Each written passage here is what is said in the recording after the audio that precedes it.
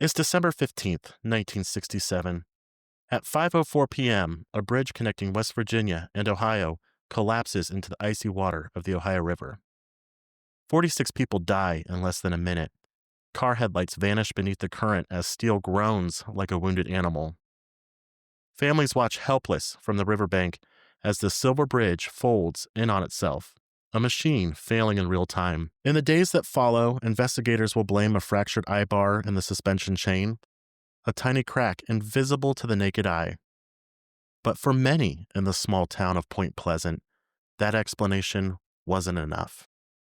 Because for over a year before the collapse, they have been seeing something in the sky. A shape with wings, eyes that glowed red, and they couldn't shake the feeling that it had been trying to tell them something. Some warnings don't come in words. I'm Mr. Bones, and this is Night Tales.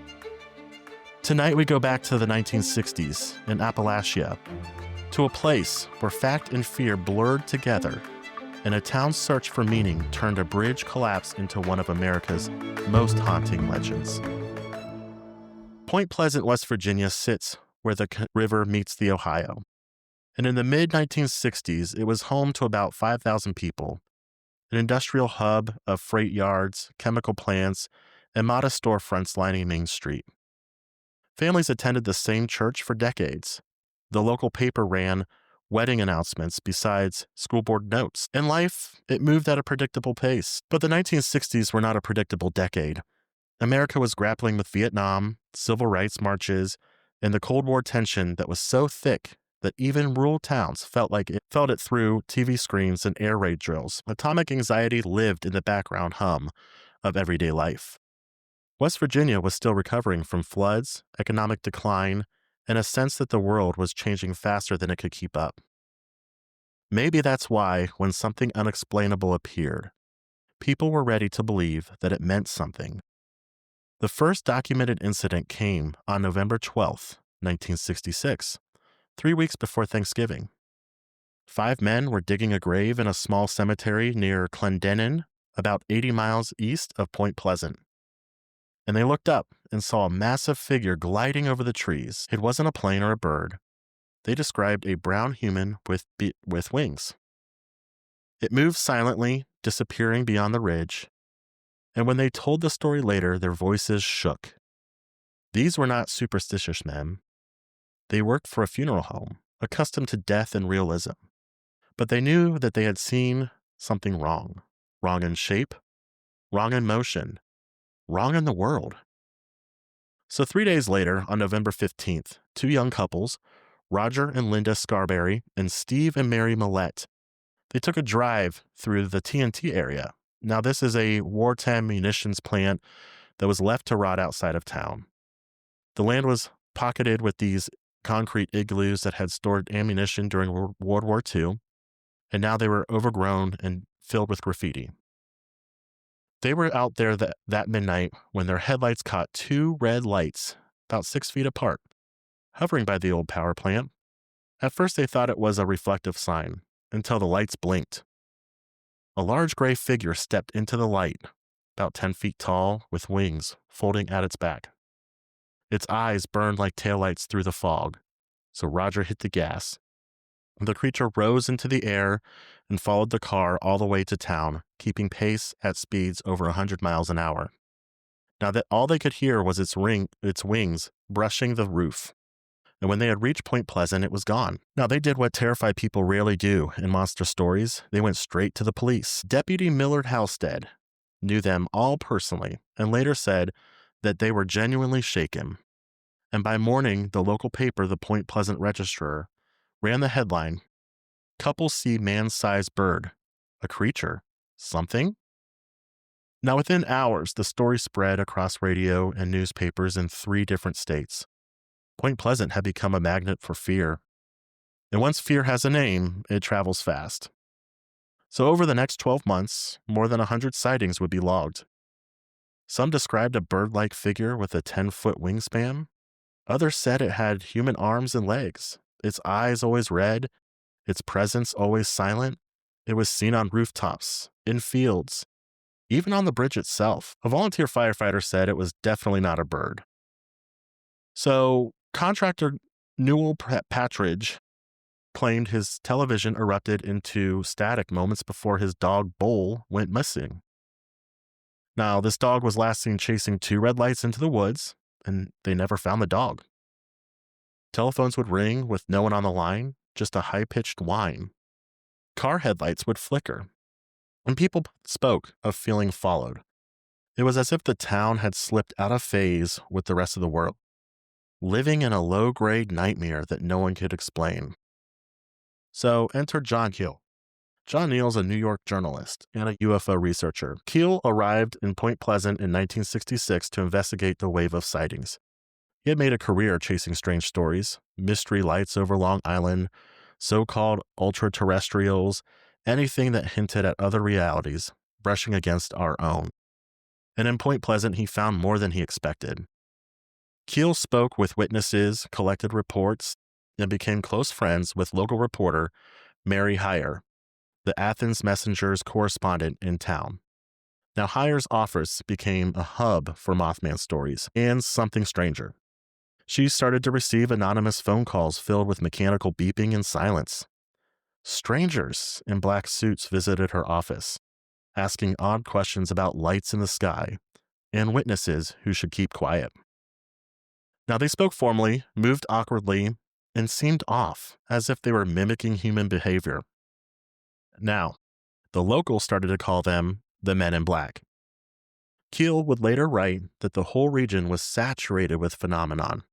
UFO sightings, strange messages, prophecies of disaster.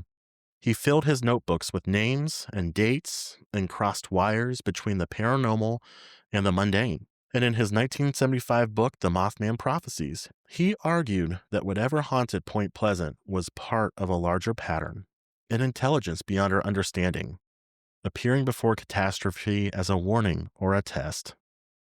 Now, whether you believe that or not, his recordings are a meticulous snapshot of a town under psychological siege. Now, to understand how that felt, imagine living in a place where your neighbors argue over whether a monster is real, where police radio traffic includes reports of something flying over Route 2, and where a New York journalist shows up asking about aliens. Phenomenon became a mirror for every fear people already carried. Fear of technology, fear of war, fear of collapse. Sociologists later called it a classic example of a collective psychogenic event, a mass anxiety manifesting as shared belief. But that label misses something essential. For the people who saw it, it was not belief, it was memory. A year later came the collapse. December 15th, 1967. It was a Friday evening during the Christmas rush. Traffic was bumper to bumper across the Silver Bridge, which spanned the Ohio River between Point Pleasant and Gallipolis, Ohio. And at 5:04 p.m., one of the bridge's eyebars, a 2-inch thick steel link supporting the main chain, it snapped. Now the failure set off a domino effect that brought the entire structure down in less than a minute. 46 people died, 2 bodies were never recovered. The National Transportation Safety Board investigation found that the eyebar numbered 330, had developed a crack due to a manufacturing defect. Now, over decades of stress, it grew until it finally fractured, and there was no sabotage, no mystery, just metal fatigue and neglected inspection standards. The report is technical, it's precise, and entirely unsatisfying because people had seen something that night. They claimed that the Mothman had been perched on the bridge days before the collapse, its eyes glowing against the steel. Now others swore that they saw it flying above the wreckage as the river swallowed the cars. Keel himself had been receiving cryptic phone messages, warning of an impending disaster on the river. Messages he would later interpret as prophetic. Now, to outsiders, it was folklore, blooming in tragedy. But to locals, it felt like confirmation of every fear they had been living with for the last year. And after the collapse, sightings, they stopped. Completely stopped. It's one of those details that makes skeptics roll their eyes and believers lean in closer. because for 13 months, Point Pleasant had lived in a fever dream of red eyes and folded wings. Then, the instant a real tragedy struck, the phenomenon vanished. No more glowing eyes, no more phone calls, no more strange visitors in black cars. For many residents, that timing felt like proof that the Mothman wasn't an invention at all, but rather it was a warning, a messenger sent ahead of disaster, an omen that appeared to be ignored until it was too late. But others drew a simpler conclusion. Once the town had a tangible tragedy to mourn, it didn't need a supernatural one. And in interviews conducted years later, several witnesses admitted they had stopped talking about their sightings because it felt disrespectful to the dead. Fear gave way to grief, and the creature melted back into silence. Still, not everyone could let it go. John Keel kept researching, convinced the events of 1966 and 1967 were part of something much larger. His correspondence from the period is filled with strange entries, reports of energy surges, mysterious symbols mailed to his apartment, phone calls from various voices predicting disasters across the country. Keel was a skeptic of simple explanations. He saw Point Pleasant not as an isolated haunting, but as a manifestation of what he called ultra-terrestrial intelligence. Something that mimicked our fears and tested our understanding of reality itself. That's what would become the foundation of the Mothman prophecies, his book published in 1975. It wasn't written like a monster story, it was written like a psychological case study. Keel suggested that what people saw might not have been physical at all, but a projection, something halfway between reality and perception, fueled by stress and shaped by the observer. His book would later inspire the 2002 film of the same name, but the real power of Keel's work wasn't in Hollywood. It was in how he forced readers to consider the possibility that we participate in the strange, that our attention, our fear, our stories might give shape to things that otherwise wouldn't exist. And that brings us back to the people of Point Pleasant. If you drive through the town today, it's peaceful again. A few antique shops, diners, and the glint of the river under the bridge that replaced the one that fell. But the Mothman is everywhere. There's a 12-foot stainless steel statue downtown, its wings flared, eyes painted red, muscles gleaming like armor. A small museum sits beside it, filled with newspaper clippings, witness sketches, and Keel's letters. And each September, the Mothman Festival brings thousands of tourists to the streets. Families pose with the statue, vendors sell t-shirts and moth-shaped cookies, and panels debate theories. Was it a cryptid, an alien, an omen, maybe a government experiment?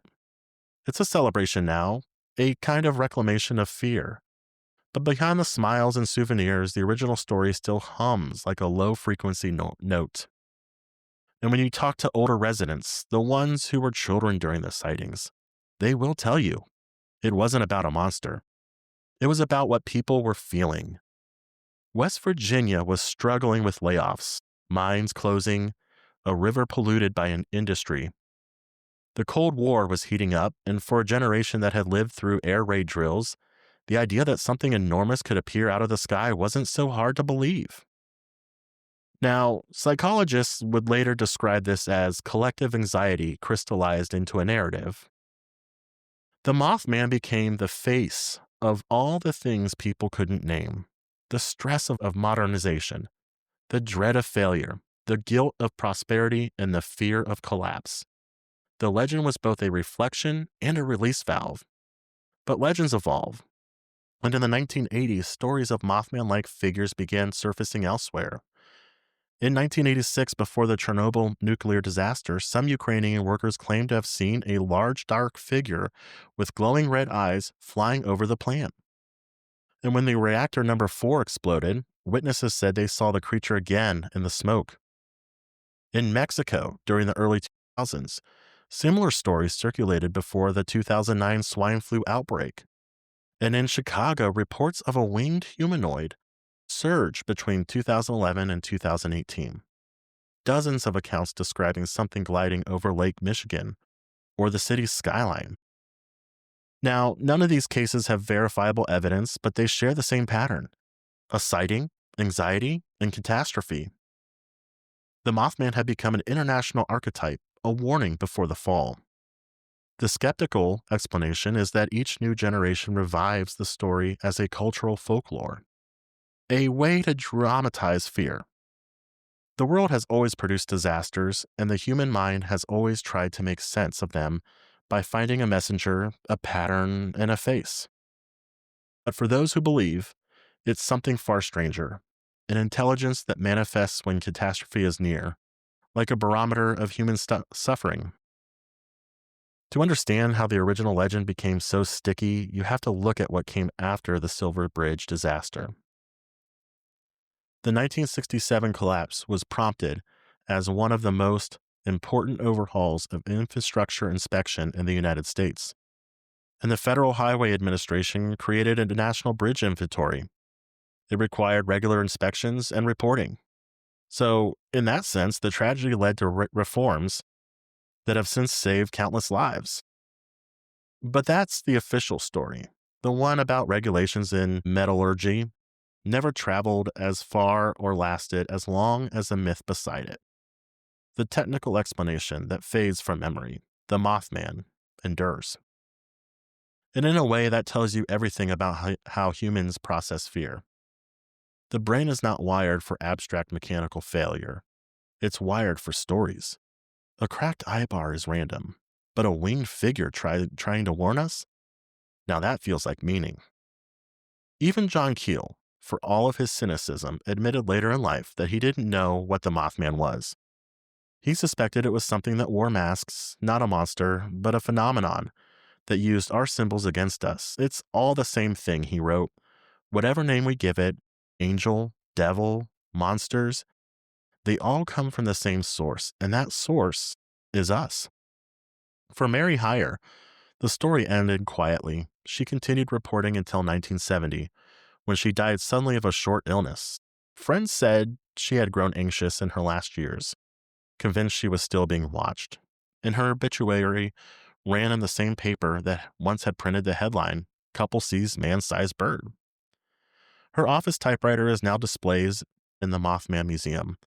Tourists walk past it, rarely recognizing how central she was to preserving the story, or how much it cost her. When people ask me why stories like this matter, why we keep digging them up decades later, I tell them that it's because they reveal how fragile reality feels when tragedy strikes. The people of Point Pleasant weren't delusional. They were trying to connect two kinds of fear: the fear of the unknown and the fear of the loss. Now, let's zoom out for a moment. 1960s were an age of monsters, not just the rubber-suited kind from drive-in movies, but metaphoric ones: nuclear shadows, assassinations, new technology outrunning our ethics. And the Mothman appeared at a crossroads of myth modernization, a folklore creature born not from ancient woods, but from industrial decay and media amplification. The TNT area, where the first sighting happened, was a perfect stage for that. Those concrete igloos were relics of war, literal tombs for explosives. And when the government abandoned them, they became playgrounds for kids and hiding spaces for secrets. Add moonlight, rural isolation, Cold War paranoia, and you have a recipe for an American ghost story. In the months before the Silver Bridge collapse, Point Pleasant residents reported UFOs hovering over the river, mysterious lights on the hills, and cars chasing shadows that vanished at intersections. Each story built on the last.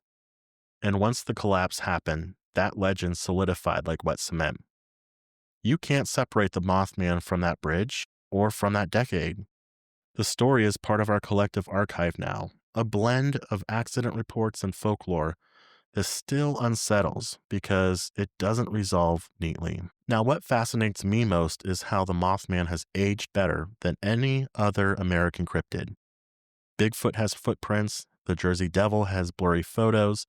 The Mothman has a tragedy, however, and its power comes not from proof, but from context. It isn't what people claim to have seen, it's when and why they saw it. The creature becomes a shorthand for every time we've ignored a warning sign, for every system we had trusted until it broke, and for every sense of dread that we could not explain. When people today report seeing it, whether in Chicago, Kiev, or Mexico, they're not just seeing wings in the dark, they're seeing history repeat itself. And that may be the most haunting part of all. Today, nearly 60 years later, the Mothman is less a monster and more of a symbol. For Point Pleasant, it's economic revival through legend. And for believers, it's proof that something beyond comprehension touches our world. And for skeptics, it's a perfect case study in how stories mutate, how trauma becomes myth. If you talk to the bridge engineers, they'll tell you that every modern safety code in America owes something to the Silver Bridge collapse. In their language, the tragedy was solved. Fatigue failure, poor redundancy, bad rivets. Yet, outside the engineering community, hardly anyone remembers those details. What they do remember is red eyes in the dark. Meaning wins over mechanism every time. And in 2016, the town opened a small memorial park near the riverbank. It's quiet there, trees shading bronze plaques that list the victims' names. And just up the street, tourists pose with the 12-foot stainless steel statue, wings glinting in the sunlight. Sometimes you can see both at once, the memorial and the monster, grief and spectacle side by side. That captures the entire human condition. We mourn, and then we narrate. When I visited a few years ago, an older man sweeping the sidewalk outside a hardware store told me, "I was 12 when that bridge went down. My dad was supposed to be on it. A flat tire saved him." He paused, leaned on the broom handle, and said, "You can explain the metal all you want, but I still think something was warning us." Now, I didn't argue because maybe warnings don't always look the way we expect them to. But the Mothman legend has spread long before social media. It thrived on rumor, rotary phones, and local papers. Today, it would explode online within hours. Imagine TikTok videos of red eyes over Ohio, Reddit threads mapping sightings, podcasts dissecting each witness. In that sense, the story was ahead of its time, a viral phenomenon in a world that didn't know yet what viral meant. Modern folklore scholars call Point Pleasant a living mythos. It's continually rewritten by someone and whoever tells it. Some versions focus on tragedy, others on mystery, others on redemption, and a few even turn the creature heroic, a dark guardian that warns humanity before disaster. Each retelling says less about the thing itself and more about what the teller fears most. That's why the Mothman never stays put. You can't contain it in a museum.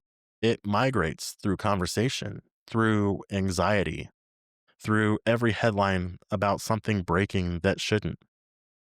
Now, whenever a bridge collapses, a plane disappears, or an unexplained light fills the sky, someone somewhere invokes its name.